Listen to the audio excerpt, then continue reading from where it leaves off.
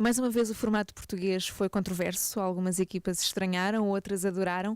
Em que é que consiste esta diferença das provas tradicionais que ocorrem no estrangeiro e das provas que ocorrem em Portugal? Bom, eu diria que o formato português é um formato feito para o território português, não é necessariamente um formato diferente dos outros. É sobretudo um formato que utiliza aquilo que são as valências do território nacional para tornar um desafio o mais aliciante possível e o mais interessante para os atletas. É óbvio que o nosso propósito maior é que as pessoas vivam uma aventura, não é?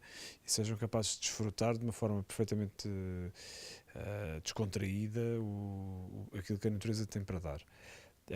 O formato português claramente alia a necessidade de pensar, de definir uma estratégia, de arriscar, o que é de alguma forma diferente daquilo que se passa internacionalmente, em que interessa é chegar primeiro, é passar a linha de meta. A nós não nos interessa tanto isso, interessa-nos é quem é que com os recursos que tem consegue de facto ter mais sucesso, amealhar mais CPs e no fim ganhar a prova de uma forma categórica, não é? Este ano tivemos uma grande diversidade de modalidades. É também uma característica portuguesa a inserção de novas modalidades, como por exemplo o dirt jumping, que ocorreu este ano? Bom, Portugal é um país diverso. É um país de pequenos espaços que são grandes naquilo que transmitem em termos de sensações para as pessoas. É muito fácil em Portugal nós passarmos numa etapa de BTT em 4 ou 5 ambientes completamente diferentes. E isso não acontece normalmente lá fora. Da mesma forma que isso é possível, também é possível em Portugal integrar quase todos os esportes de aventura naquilo que são as suas fronteiras de utilização e de boa prática. E, portanto, nós tentamos, sempre que isso é possível, criar essas situações, criar esses desafios aos atletas. Este ano foi, de facto, um ano exagerado. Foram 23 desportos diferentes e, portanto, nós, de alguma forma, elevámos a fasquia para um número inimaginável. Não é? Mas foi sobretudo porque a situação se proporcionou, porque o terreno pediu, porque as infraestruturas estavam instaladas.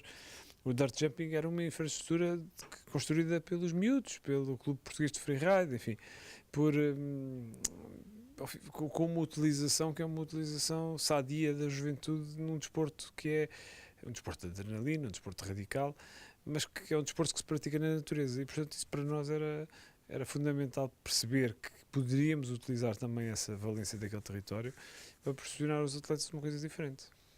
Consegue-se em Portugal ter também uma corrida muito romântica, muito histórica, propícia a divulgar as zonas turísticas portuguesas?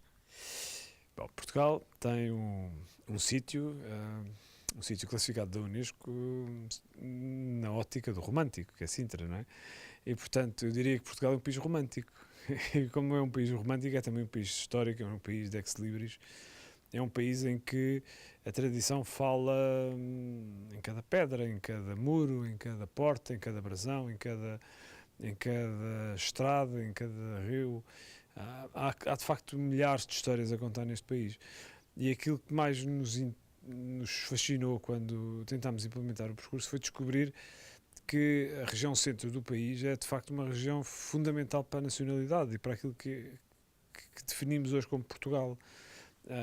De facto, este território foi um território de vastas riquezas, foi um território de grandes disputas, mas ao mesmo tempo é um território extraordinariamente difícil em termos de sobrevivência. Não é fácil viver na Lusitânia, não? É um território agreste, difícil. E foi isso que os atletas testemunharam durante esta semana inteira, não é? Testemunharam um território em que é fácil subir ao Everest, não é? No mesmo dia 2 vezes, portanto, e isso diz-nos muito sobre aquilo que é a realidade portuguesa. Fazer uma etapa como nós fizemos, que ligava a Lausanne às Penhas da Saúde, com mais de 14 mil metros de subida acumulada, é algo que as pessoas diriam que não acontece, que não pode ser, o país não é assim. Mas na realidade eles desconhecem o país que têm, desconhecem as potencialidades do território que têm e sobretudo desconhecem que é um território de grande dramatismo em que as apostas que se fazem, neste caso dos atletas, para fazer um CP mais, um menos, implicam um grande esforço, implicam um grande empenhamento de toda a equipa. E portanto por aí a prova foi um sucesso, de facto.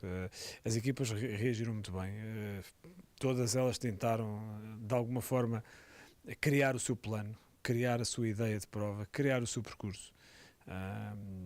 E isso para nós foi formidável.